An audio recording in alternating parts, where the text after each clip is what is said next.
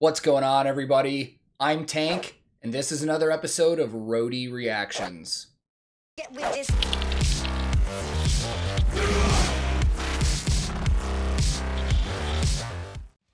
In today's reaction video, I'm going to be returning to a band that I've really been getting into lately. And I'm familiar with one of their albums that they released quite a few years ago, but a lot of their music has somehow slipped through the cracks with me, and I don't know how, but I'm glad that I'm really getting into them now. And a lot of you guys just told me that last week they just dropped a brand new single from their upcoming record that comes out next month in February. And I'm super excited about that because I've already heard one song from that album and I absolutely loved it. So I'm hoping I'm going to love this one too. So I will link this video in the description below. And today, I'm once again going to be listening to Architects, and for the very first time, hearing their brand new single, Dead Butterflies. Let's go!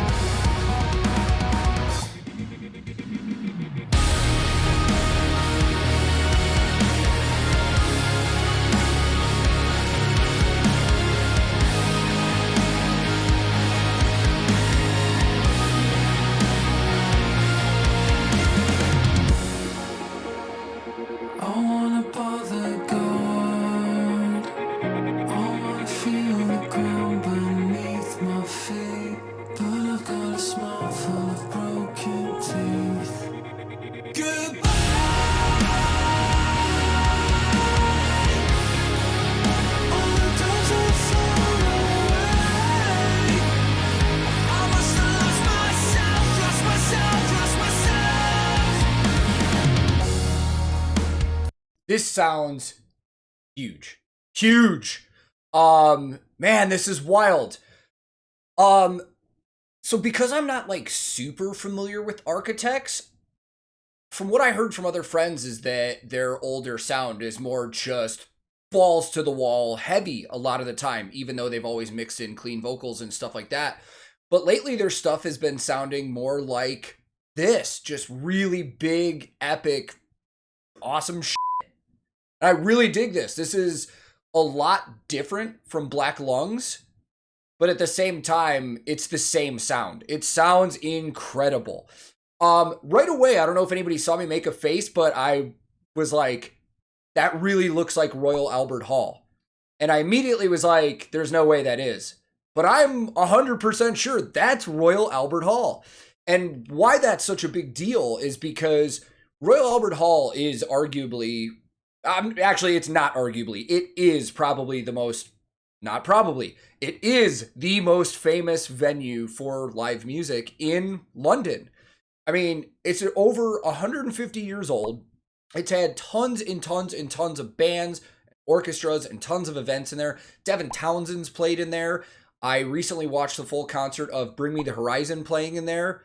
It's a super famous building, and the fact that they're shooting a music video in there is really wild. I mean, that's like the equivalent of, I don't know, a US band filming a music video in Madison Square Garden.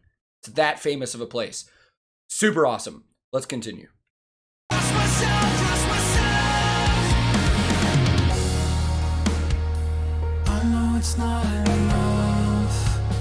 Love that bass tone.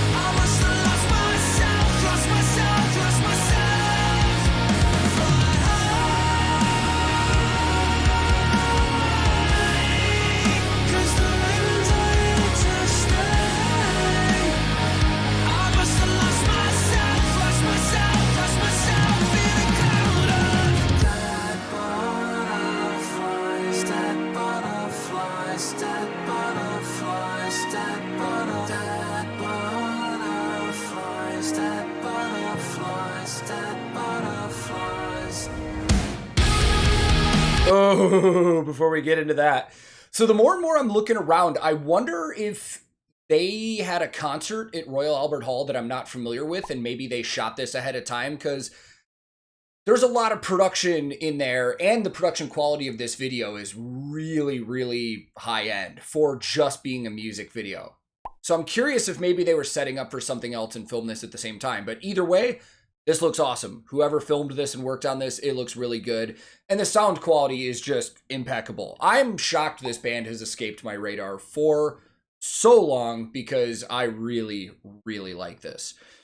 Gear-wise, it's kind of difficult to pick out specifics because it's in black and white and the way that they're shooting. But I do remember from the last video, their drummer... Oh, I'm still not good with the band members' names yet. I think it's Dan. If it's not Dan, I'm sorry. He's an exclusive artist of SJC Drums, which is an American company that was started by two brothers in their grandmother's basement in Massachusetts years ago. Very, very popular company in like the Warped Tour scene and pop punk and hardcore and stuff like that. Some huge drummers play their stuff too. Trey Cool from Green Day, SJC artist. Jay Weinberg from Slipknot, SJC artist. And I mean, it's a huge list, but very cool drum sets. That's awesome that he's playing it. And I know he's an exclusive artist of Zildjian Cymbals as well. Their bassist, I think it's Alex. The last video I saw, he was definitely playing a Dingwall. In this one, it looks like he's just playing a Fender straight up jazz bass, and it sounds great. And with music videos like this, there's a chance that's not what he used on the recording, but his bass tone on this recording sounds awesome. We'll get to some of the other stuff later. Let's continue.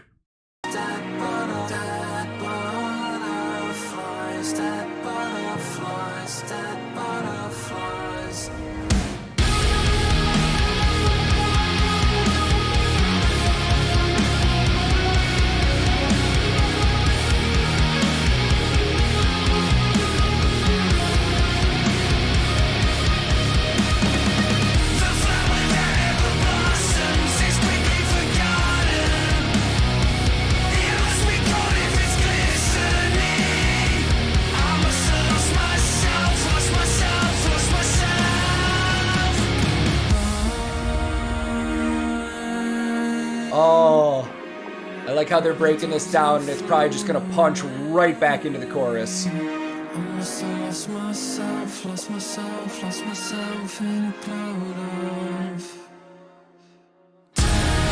Oh, sick.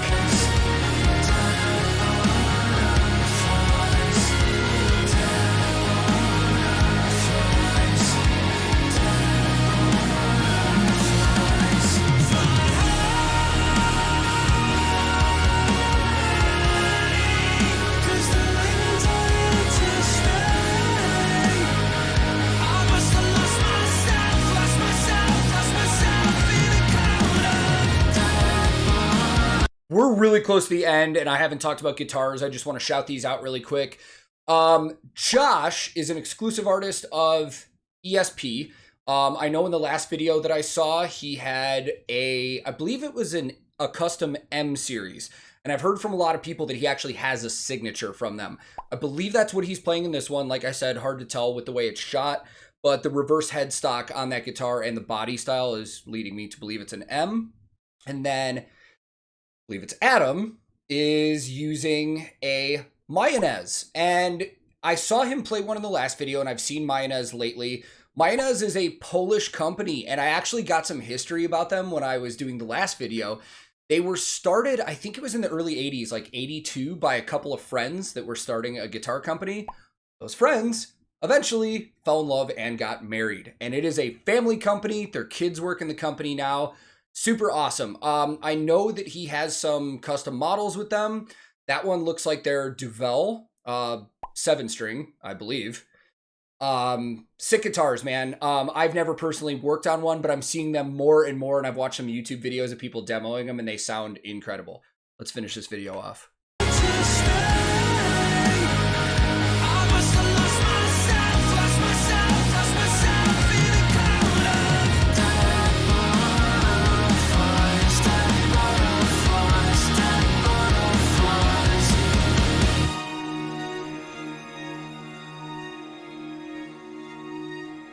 Is this just gonna rip back in like Black Lungs? Nah, leave it there. Yeah. Dude, what a song. What a song. Absolutely loved it, man.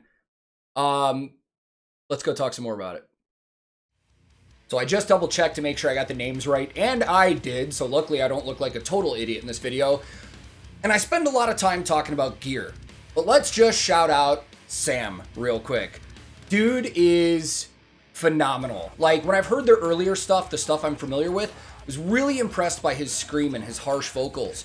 But the more I hear this newer stuff, I've really realized, man, he has a phenomenal voice.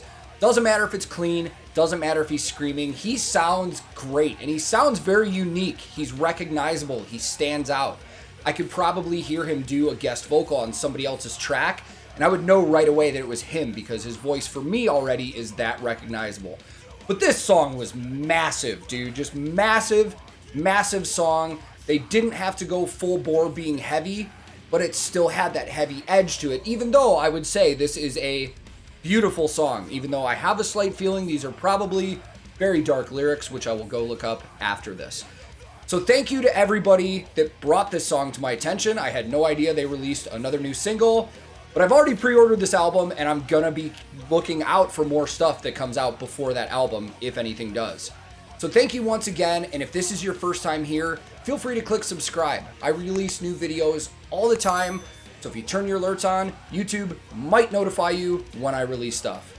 If you liked this video, I would greatly appreciate the like, as it does help the channel. But if you disliked it, not a problem, man. Thank you for watching this time. You are free to click dislike and move on. I'm also on a ton of different social media. I have a Discord server that I hang out on. I stream on Twitch all the time. And recently, we released a collaboration between myself and Violent Gentleman Hockey Club. We have shirts and hoodies out. I'm super excited about that. So if anything that I've mentioned interests you, I will put those links in the description below. My handle on everything social media is @TankTheTech. Thank you so much once again for watching. I will be back very soon with another episode of Roadie Reactions.